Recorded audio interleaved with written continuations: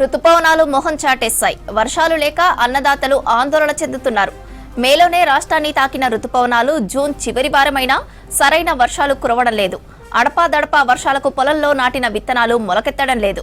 మొలకెత్తిన భూమిలో తేమ లేక పత్తి, సోయా, మొక్కజొన్నల పంటలు ఎండిపోతున్నాయని ఉమ్మడి ఆదిలాబాద్ జిల్లాలో రైతులు ఆందోళన చెందుతున్నారు. పంటలను రక్షించుకోవడానికి రైతులు అనేక ప్రయత్నాలు చేస్తున్నారు. వర్షాలు లేక ఎండిపోతున్న పంటలపై అంజయ్య పూర్తి సమాచారం అందిస్తారు. ఆదిలాబాద్ జిల్లాలో వర్షపు చినుకుల జాడలేదు. దాంతో రైతులు ఆందోళన చెందుతున్నారు. ప్రధానంగా గత కొన్ని రోజులుగా వర్షాలు కురవడం లేదు. దాంతో ఎవరైతే పత్తి విత్తనాలు కానీ అదేవిధంగా సోయా విత్తనాలు నాటిన రైతులందరూ కూడా ఆందోళన చెందుతున్నారు. ముఖ్యంగా విత్తనాలు మొలకెత్తడం లేదు.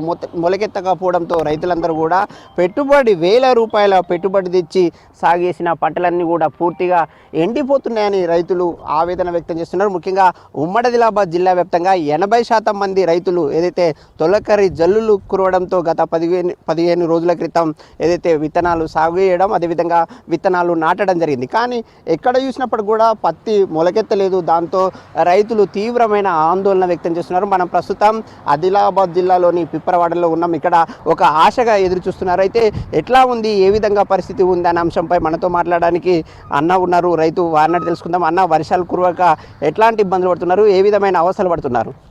పోయిన గురువారం అంటే 12 డేట్ నాడు ఇక్కడ పెద్ద వర్షం పడ్డది. అప్పుడు అంటే 9 డేటు, 10 డేటు, 11, 12 సోయింగ్ ఎవరైతే చేసిందో వాళ్ళ కాటన్ అయితే చాలా బాగుంది.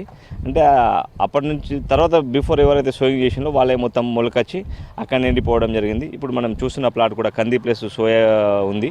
ఇది వచ్చేసి 14 నాడు విత్తడం జరిగింది. అయితే వర్షం వస్తాయి అనుకున్నాం కానీ కంటిన్యూగా అంటే 14 డేట్ నాడు విత్తిన తర్వాత మనకు వర్షాలు రాలే.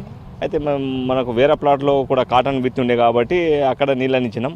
అయితే ఇప్పుడు ఇందులో మొలకలు మాత్రం అలానే ఉన్నాయి. ఇక మేము ఇప్పుడు అంటే సోయాబీన్ విత్తుకుంటే ఇప్పుడు నీళ్ళ సదుపాయం ఉంది కాబట్టి ఇప్పుడు నీళ్ళు స్టార్ట్ చేసినాం. అంటే ఇక్కడ నీళ్ళ సదుపాయం కూడా ఒక 15 నుంచి 20 మంది ఫార్మర్లకి ఉంది. అంటే 20% ఫార్మర్లకి ఉంది. మిగతా వారంతా డ్రై ఫార్మర్సు. ఇప్పుడు ఈ వర్షాలు లేక ఏమవుతుందంటే కొందరు విత్తనాలు కొన్ని విత్తనాలు ఏమైందంటే మొలక దశల్లోనే మాడిపోవడం జరిగింది. ఇప్పుడు ఎవరైతే ఫస్ట్ విత్తినో వాళ్ళు పోయిన వాళ్ళైతే పెద్ద వర్షం పడ్డాకనే విత్తుకోవాలని మా సూచన. ఎందుకంటే మాకు కూడా చాలా సంవత్సరాల అనుభవం ఉంది. దాంతో ఏమైందంటే ఒక ఫీట్న్నర 10 తర్వాతనే విత్తనాలు విత్తుకోవాలని మేము కోరుతున్నాం రైతు. వర్షాలు కురవకపోవడంతో మీకు ఎట్లాంటి నష్టం సంభవించింది? ఇప్పుడు వర్షాలు కురవకపోవడంతో ఏమవుతుందంటే ఇప్పుడు ఇది ఒకటి సోయింగ్ పీరియడ్ కూడా లేట్ అవుతుంది.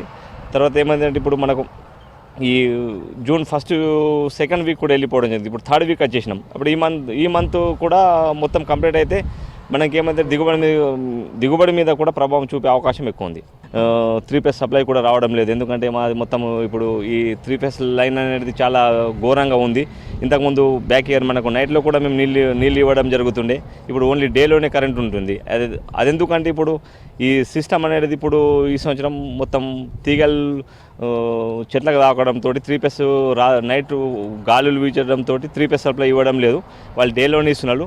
ఇప్పుడు డేలో అంటే మనకు 10-11 గంటల కరెంట్ ఉంటుండే. ఇంతకుముందు 10-11 గంటల కరెంట్ ఉంటుంది. ఇప్పుడు నైట్ ఇచ్చినా కూడా ఒక 6 నుంచి 7 గంటలు అంటే అట్లా నీళ్ళ పారకం ఎక్కువ అవుతుండే. ఇప్పుడు మనకు ఒక 10 నుంచి 12 గంటల పారకం అవుతుంది అంతే. ఇప్పుడు పరిస్థితి ఏంది? మీరు వర్షాలు లేకపోవడం వల్ల రైతుల పరిస్థితి ఎట్లా ఉంది?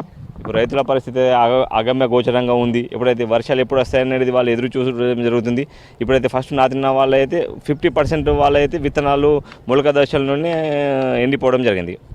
ఇది ఇక్కడ ఉన్న రైతు ఎవరైతే సందీప్ తాటే చెప్తున్నమాట. ముఖ్యంగా ఈ ప్రాంతంలో ఏదైతే ఉమ్మడి ఆదిలాబాద్ జిల్లా వ్యాప్తంగా రైతులందరూ కూడా తొలకరి వర్షాలు కురవడంతో పత్తి విత్తనాలు కానీ సోయా విత్తనాలు కూడా నాటడం జరిగింది. కానీ గత 12వ తారీఖు నుంచి వర్షాల జాడలేదు. ఆ వర్షాలు లేకపోవడంతో పూర్తిగా పత్తి కానీ సోయా పంటలు పూర్తిగా ఎండిపోతున్నాయి. కొంతమందికి మాత్రం ఏదైతే సాగునీరు అందుబాటులో ఉంది, అదేవిధంగా సాగునీరుతో పాటు కొంతమందికి బోరు బావులు ఉన్నాయి. ఆ బోరు బావుల నుంచి ఈ విధంగా స్ప్రింక్లర్లను ఏర్పాటు చేసుకొని నీరు అందిస్తున్నాం. కానీ మిగతా వాళ్ళ పరిస్థితి దయనీయంగా ఉందని వాళ్ళు ఒక ఆవేదన వ్యక్తం చేస్తున్నారు. ఈ విధంగా ఏదైతే ఉండడం వల్ల తాము తీవ్రంగా నష్టపోయే అవకాశం ఉందని రైతులందరూ ఆవేదన వ్యక్తం చేస్తున్నారు. వర్ణదేవుడు కరుణించి వర్షాలు కురిపిస్తే తమను బ్రతికిస్తాయని ఆ ఆశతోనే వర్షాల కోసం ఎదురు చూస్తున్నామని రైతులు చెప్తున్నారు.